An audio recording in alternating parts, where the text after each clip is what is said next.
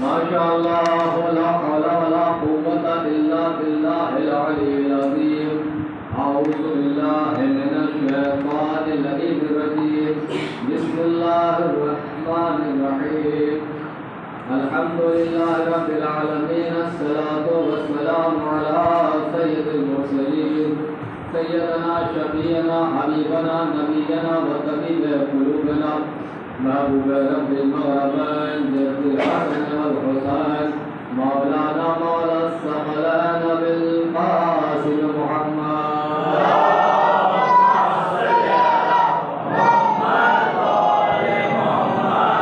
व आलिहि तय्यबीन ताहिरीन मासूमीन मुंतखबीन मुंतज़ीन मज़लूमीन व लअनल्लाहु अला आदाइहिम अजमईन व लअनल्लाहु अला मुनकरीना फ़ज़ाइलिहिम व मसाइलिहिम व शुजाअतिहिम व सखावतिहिम व शराफ़तिहिम व जलालतिहिम व विलायतिहिम व इनायतिहिम व सखावतिहिम व तहारतिहिम व अदशिहिम अजमईन। अम्मा बाद फ़क़द क़ाल अल्लाहु तआला व क़ौलुहुल हक़। बिस्मिल्लाहिर रहमानिर रहीम। इन्नद्दीन इंदल्लाहिल इस्लाम।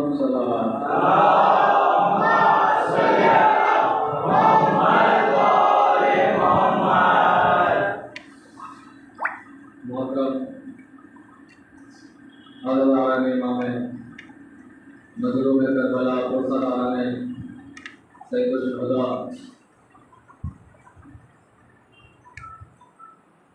आपकी हाज़िरी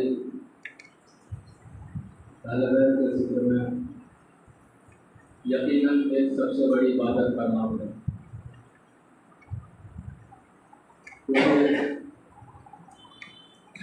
अगर कोई नमाज को पैमाना बनाता है, कोई कुरान को पैमाना बनाता है, कोई रोज़े को पैमाना बनाता है, तो ज़रूरी नहीं कि वो जन्नती हो या जन्नत में जाए। मगर एक अज़ादारी वाहिद ऐसी इबादत है कि जिसके बारे में मासूमीन कोई जनाब सैयदा कौनैन बीबी फातिमा ज़हरा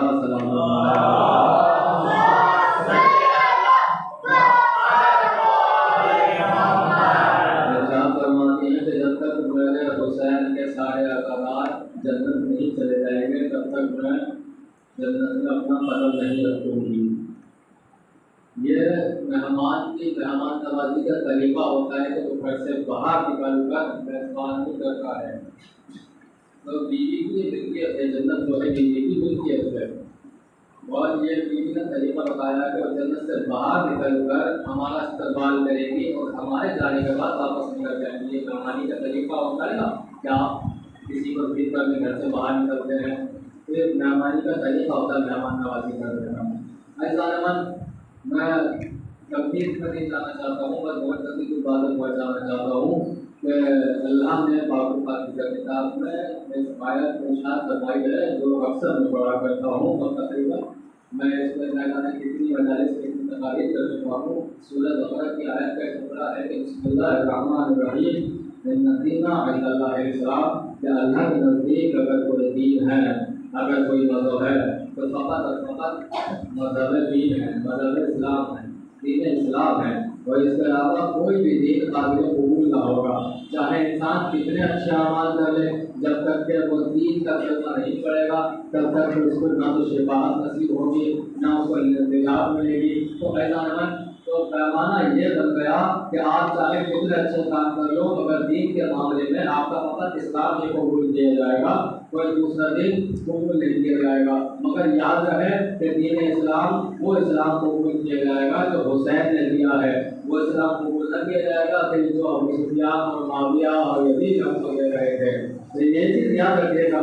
तो अल्लाह ने कहा कि मेरे नज़दीक अगर कोई दीन है तो फ़क़त दीन इस्लाम है, इसके अलावा मैं किसी दीन को पसंद नहीं करता हूँ। तो मेरे अजीजों, अब उसने दीन बनाया है तो कानून भी बनाए होंगे, दीन बनाया है तो उसूल भी बनाए होंगे ना।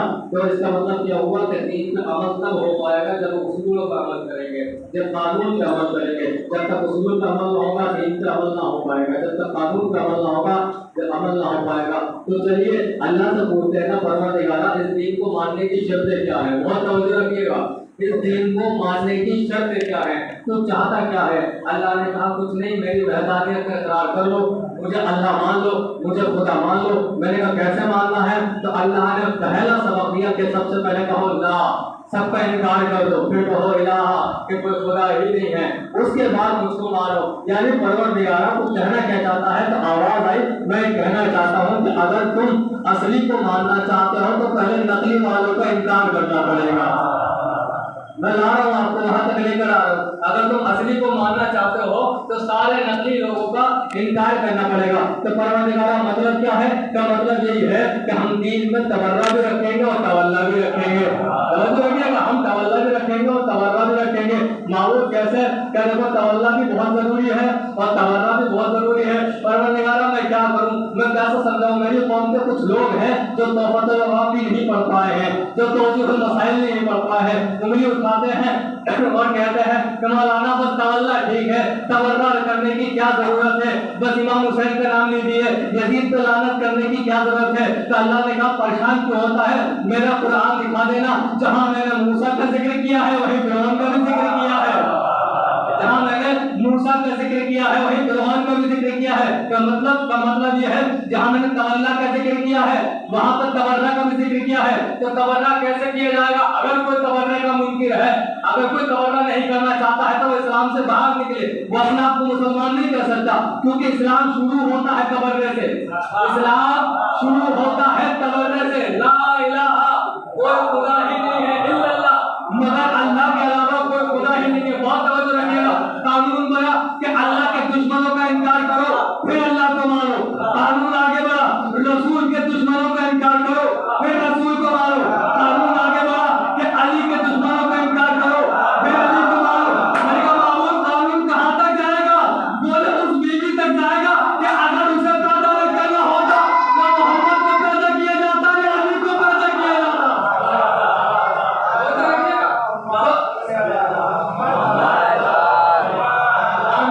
कानून क्या बना, कानून ये बना कि पहले दुश्मनों का इनकार करो, बाद में दोस्त का इकरार करो। कानून ये बना। अब जो बीवी फातिमा ज़हरा से मोहब्बत करते हैं उनके लिए लाज़मी है पहले वो उनके दुश्मनों पर लानत करें, पहले उनके दुश्मनों पर तबर्रा करें। ये याद रखिएगा, जब तक तबर्रा न करेंगे तवल्ला कबूल ना होगा, भाई तवल्ला तब तक कबूल ना होगा।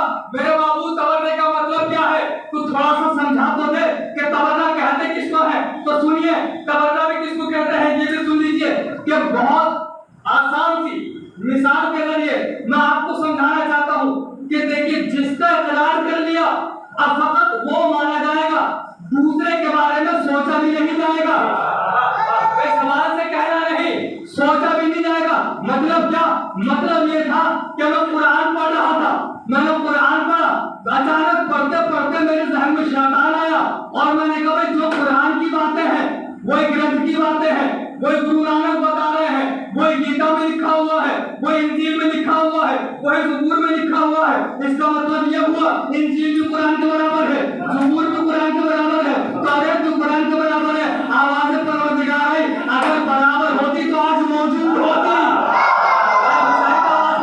यानी पहला कानून यह बना, जो बराबर होगा वो मौजूद रहेगा, जो बराबर होगा वो मौजूद रहेगा, ये कानून बन गया। अब जो मौजूद है उसको माना जाएगा, जो मौजूद नहीं है उसको ना माना जाएगा। मैं कुरान पढ़ रहा था, मैंने सोचा ये जो गीता के अल्फाज है ये कुरान से मिलते हैं, इसका मतलब ये कुरान के बराबर है, कुरान और गीता बराबर है। अल्लाह ने कहा अगर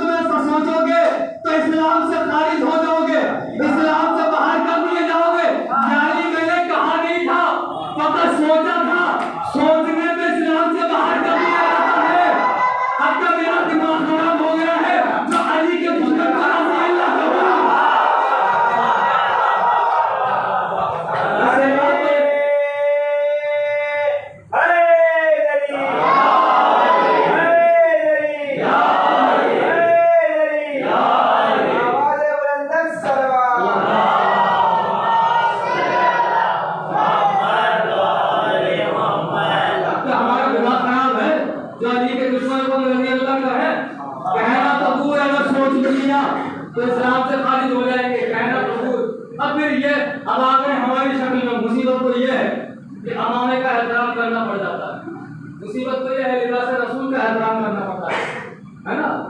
क्या करें, ये मजबूरी है। तो साहब एक की जो मुकद्दसात हैं उनकी आप तौहीन न कीजिए, किया करें। उनके जो मुकद्दसात हैं उनकी आप तौहीन न करें। एक जुमला कहूँ, ये सारे वलदुज़्ज़िना इनके लिए मुकद्दस क्यों हैं? भाई जितनों पे हम लानत कर रहे हैं एक भी पाक विरासत वाला नहीं है, एक भी पाक विरासत वाला नहीं है। जितनों पे हम मजलिसों में लानत होती है, एक भी पाक विरासत वाला नहीं है। रात मैंने पोस्ट देखी किसी की, एक थे जो मौला जी के बराबर में लेकर आ रहे थे अली के दुश्मनों को। मैं बहुत आराम से ये बात पढ़ना चाहता हूँ, देखना चाहता हूँ आप कितना लुत्फ लेंगे इसका। तो मैंने पोस्ट पढ़ी तो उसमें लिखा हुआ था कि अगर जंग जीतना चाहते हो बदर जैसा, कोई भी जंग अगर जीतना चाहते हो बदर जैसा, तो दोस्त बनाओ अबू बकर जैसा। अभी सुन लीजिए, हम लोग बहुत आराम से पढ़ना, बहुत आराम से पढ़ना। अगर कोई जंग जीतना चाहते हो बदर जैसा, अभी देखिए कमेंट सुनाता हूँ इसका आपको। अगर दोस्त तुम्हें कैसा बनाना पड़ेगा, बोले उनके जैसा बनाना पड़ेगा। क्यों?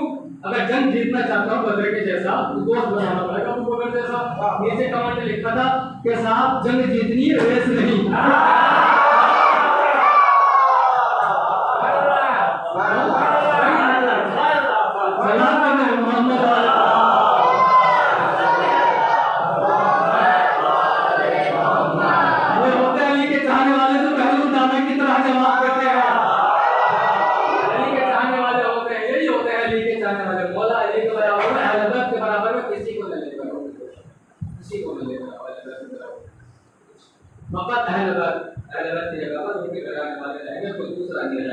अब अचानक लोगों ने एतराज़ात किए कि जो पैगंबरों ने मोज़े दिखाए हैं, क्या आप दिखा सकते हैं? क्या आप बता सकते हैं कि वो मोज़े दिखा सकते हैं? शख्स आया इमाम जाफर सादिक अलैहिस्सलाम,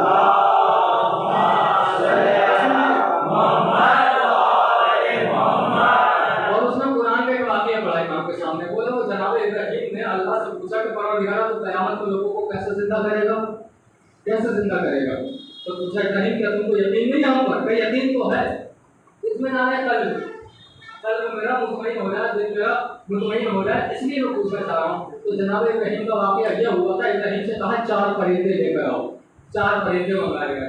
अब कहा कि इतनी गर्दनें इसी जगह करो, सर को सलामत रखो, और इसका जो बाकी जिस्म है उसको तुम टुकड़े टुकड़े टुकड़े कर दो बिल्कुल, और उसको पीस दो, कीमा बना दो उसका, और एक इधर फेंको एक उधर फेंको। इब्राहीम ने ऐसे किया।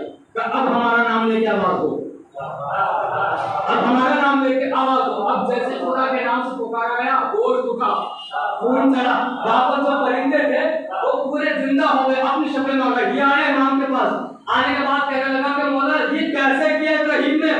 बोले बताऊं या दिखाऊं?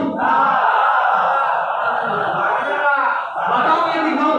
बोले मौला बताने वाले तो बहुत गुजरे हैं, अगर कोई दिखाने वाला मिल जाए तो मजा आ जाए। बोले चलो ठीक है दिखा देते हैं। मौला सहरा में लेके गए, 4 परिंदों को बुलाया। परिंदों के नाम, एक मोर आया, परिंदों में एक मोर आया, एक तोता आया, एक कबूतर आया, एक चिड़िया आई। ऐसे 4 परिंदे बुलाए गए। बुलाने के बाद इमाम ने सबको ज़िबा किया। ज़िबा करने के बाद उनके टुकड़े किए, उनके गोश्त को पीस दिया। पीसने के बाद जैसे जनाब इब्राहीम ने उछाला था ऐसे ही उछाल के इधर उधर फेंका। ये कहने लगा इब्राहीम की तरह ज़िबा तो कर दिए, अब इब्राहीम की तरह आवाज दीजिए कि दोबारा जिंदा हो जाए। इसने जो पढ़ा था, जो सुना था, आज वो देख रहा है कि इमाम ने आवाज दी, गोश्त अपनी जगह से उठा, हड्डी अपनी जगह से उठी, पर अपनी जगह से उठे, दोबारा जिंदा हो गए, दोबारा जिंदा हो गए। कहता है मौला वो तो खलील रब थे, वो तो खलील खुदा थे, उन्होंने जिंदा कर दिया, मान लेता हूँ, मगर आपने कैसे जिंदा किया? इमाम ने कहा कि तुझे नहीं पता कि इब्राहीम को ये मौजज़ा भी तब मिला था जब उन्होंने हमारी विलायत का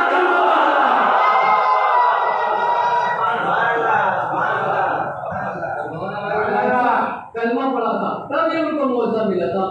इमाम के छठे इमाम को मौजज़े सुनने को कम मिलते हैं। एक मौजज़ा उसको लीजिए, मंसूर दवानी, अल्लाह इसको लानत करे, कि मंसूर दवानी दुश्मन अहल बैत में से है। इसने जनाब मूसा वाला बोर अपनाया। जैसे जनाब मूसा को दरबार में बुलाया गया था तो जादूगर बैठे हुए थे, उन्होंने रस्सियां फेंकी, 40,000 रस्सियां 40,000 सांपों की शक्ल में तब्दील हो गई। ठीक है, तो ऐसे ही इसने जादूगरों को बुलाया। तो जादूगरों को बुलाने के बाद कहने लगा भाई ऐसा है कि आज इमाम आएंगे और तुमको वो काम करना है जो मूसा के जवान के जादूगरों ने किया था। बोले क्या करना है? बोले तुमको जादू दिखाना। ठीक है, इमाम ने जैसे ही कदम रखा, जादूगरों ने इमाम को देखा और देखने के बाद इशारा किया। वो जो तस्वीरें शेरों की लगी हुई थी दीवारों पर, वो जो मुजस्सिम बने हुए थे शेरों के, वो असली शेरों में तब्दील हो गए। अब जैसे ही असली शेरों में तब्दील होते हुए अल्लाह के बेटे ने देखा तो लिसानुल्लाह के बेटे की जबान से एक लफ्ज निकला। लफ्ज क्या निकला कि ए शेरों, मैं इमाम होकर तुमको हुक्म देता हूँ अपने बनाने वालों को खा जाओ, अपने बनाने वालों को खा जाओ। ये जादूगर सारे बैठे थे, मंसूर दवांती बैठा हुआ है, ये मौका देखने लगा कि शेर सारे जो जिंदा हुए थे वो जादूगरों पे झपटे, सबको निकल गए, सबको निकल गए। जैसे मूसा का असर निकल गया था ना, ऐसे ही सबको निकल गए। मंसूर दवांती कहाँ था? आने के बाद हाथों को जोड़ा, वो कहता मौला अब कह दीजिए शेरों से कि वापस उड़ल दे, जादूगरों को वापस कर दे, उनके घर वाले मुझे परेशान करेंगे। मौला ने कहा ये नहीं हो सकता। पूछा क्यों नहीं हो सकता? कि अगर मूसा के असर ने वापस किया आप बोलेंगे मोहम्मद,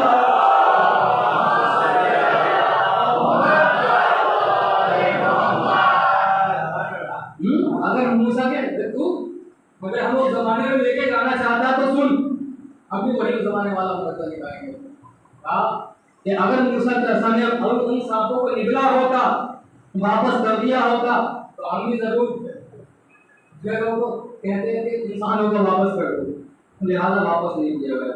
अब बताने हम बस मैं एक जुमला कहना चाहता हूँ, मैं इसको आखिरी लम्हात में लेकर आने की कोशिश कर रहा हूँ कि आले मोहम्मद के मोर्चे ऐसे हैं जो हम लोग को हैरान कर देते हैं। आले मोहम्मद के मोर्चे ऐसे हैं कि अंबिया भी वो मोर्चे नहीं दिखा सकते।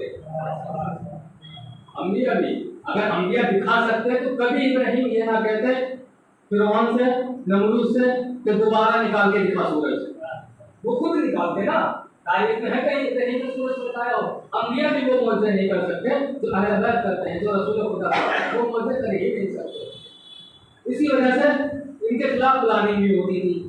सुन लीजिए कि इनके खिलाफ प्लानिंग भी होती थी।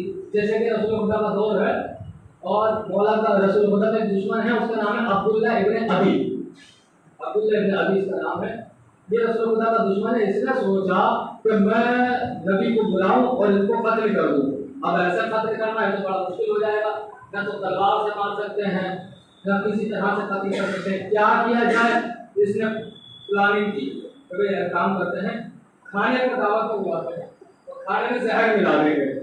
ठीक है, अपने हम अहमियत को समझते हैं, हम अपनी अहमियत को समझे। तो रसूल खुदा को आवाज़ दी गई, तो यार आइए, बुलाया गया, रसूल खुदा आए, खाने को जहर मिलाया गया था।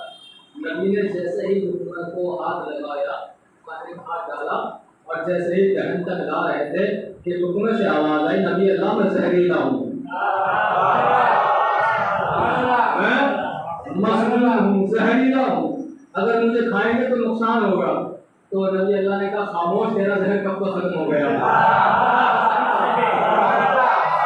तेरा जहर कब का खत्म हो चुका है, तेरा असर मुझ पर असर नहीं करेगा, तेरा जहर मुझ पर असर नहीं करेगा। नबी ने खाना खा लिया, अब लोग इंतजार कर रहे हैं, अब नबी आखिरी हिस्सी लेंगे, अब आखिरी हिस्सी लेंगे, अब गिर जाएंगे, अब मर जाएंगे।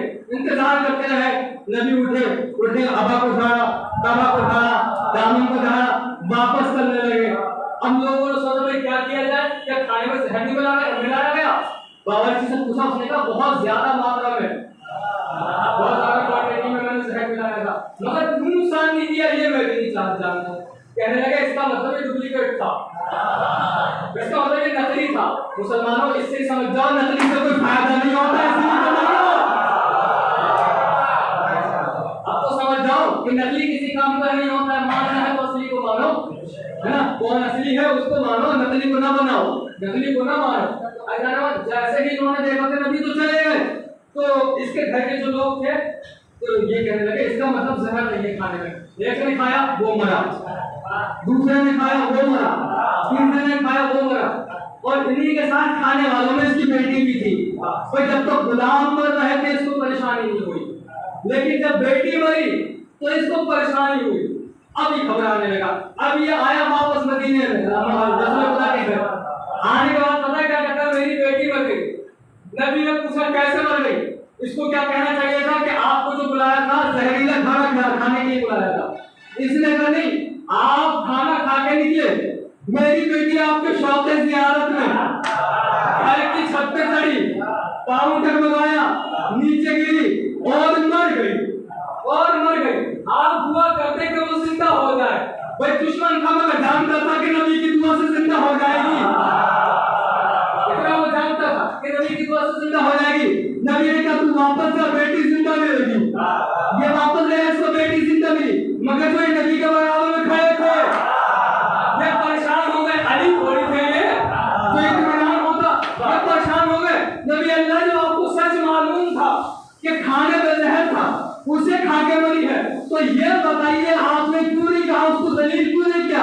कब वो मेरे पास आया था एक उम्मीद लेकर, एक यकीन लेकर, एक भरोसा लेकर। मैं उसका भरोसा तोड़ना नहीं चाहता था, मैं उसका यकीन तोड़ना नहीं चाहता था। अज़ादारों, अपनी किस्मत पर नाज करो। तुम उस रसूल के मानने वाले हो जो अपने दुश्मन के भरोसे पर टूटने नहीं देता। जो रसूल अपने दुश्मन के भरोसे पर न टूटने दे, वो क़यामत में अज़ादारों के भरोसे पर क्या टूटने देगा? कलमा पढ़िए कि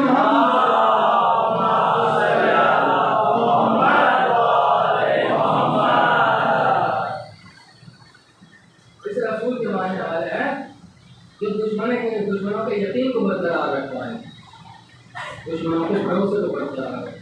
हम उस रसूल के मानने वाले हैं। इसी रसूल ने इस्लाम सिखाया है, इसी रसूल का इस्लाम मानो है, नबीना इंदल्लाह इस्लाम। और किसी की शरीयत अब नहीं है, सबके दौर खत्म हो गए, नबी का दौर है और रहेगा। अल्लाह ने कह दिया कि यही शरीयत अब क़यामत तक चलेगी। मगर कुछ शर पसंद लोगों ने इस शरीयत को तार तार कर पहुंचा। जैसे ये तार तार करने से आवाज़ करने को खबर हुई, कभी के बाद मैं कुर्बानी दूंगा, बड़े शरीयत पर जाऊँगा। फिर खबर हुई कि जिस ज़माने में इस शरीयत की धज्जियाँ उड़ाई जाएगी, इस ज़माने में आप ना हो गए। अब कौन होगा? आपका नवासा हुसैन होगा। हुसैन क्या तुम मेरे दीन को बचाओगे? ना, जब आपने आदम से लेकर ईसा तक सबकी नबूवतें बचाई हैं, क्या मैं आपका दीन नहीं बचा सकता?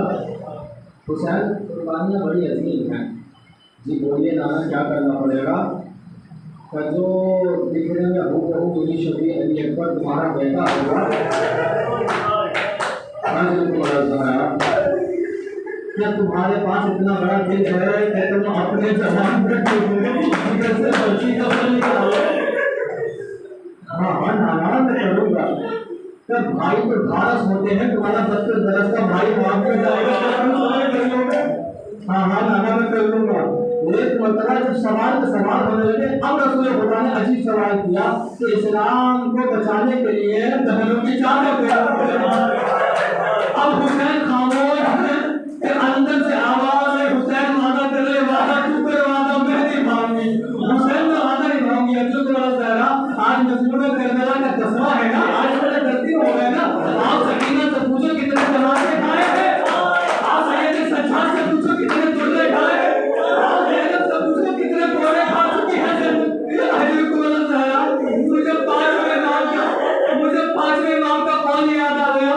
मेरा पांचवा इमाम बताता है कि मेरे दादा को करबला में इस तरह से ज़िबा किया गया जिस तरह से जानवरों को भी ज़िबा करने से मना किया गया था। अल्लाह आपको कोई गम न दे। कहते हैं मेरे दादा को उस तरह ज़िबा किया गया जिस तरह रसूल ने जानवर को भी ज़िबा करने से मना किया था। तो मौला बताइए तो सही कि जानवर को कैसे ज़िबा करते हैं और आपके दादा को कैसे ज़िबा किया? आप आज जब जानवर को ज़िबा करते हैं तो पहले पानी पिलाते हैं, मगर हाय मेरा दादा हुसैन, उसे पानी न पिलाया गया,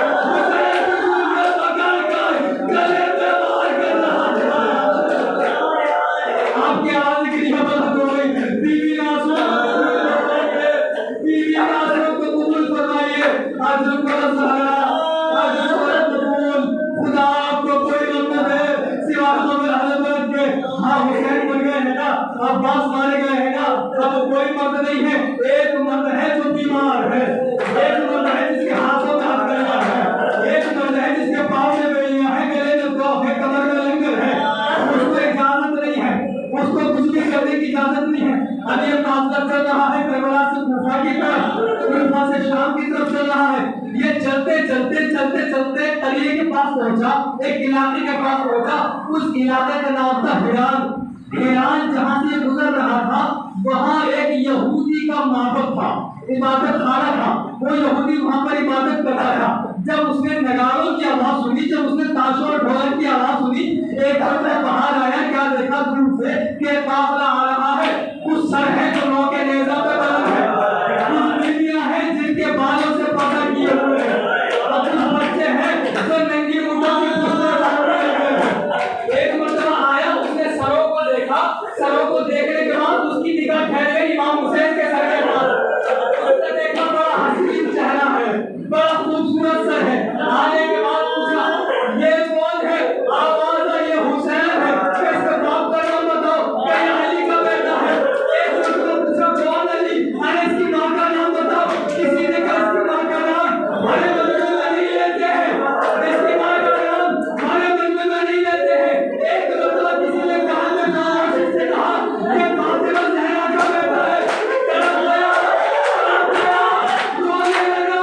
एक मर्तबा आया चौथे इमाम के पास, इमाम से कहता है मौला मुझे माफ कीजिए, अल्लाह का शुक्र है मैं मुसलमान नहीं हूँ, मैंने आप पे जुल्म नहीं किया, मौला आपका गुलाम आया है, कुछ चाहिए तो बताना। इमाम से दुआ में पानी नहीं मांगा, खाना नहीं मांगा। इमाम ने कहा ए आने वाले यहूदी, अगर कुछ दे सकता है मेरी टुपियां मेरी है, कुछ चाहना ले लेते, कोई पैसे का इंतजाम कर दे।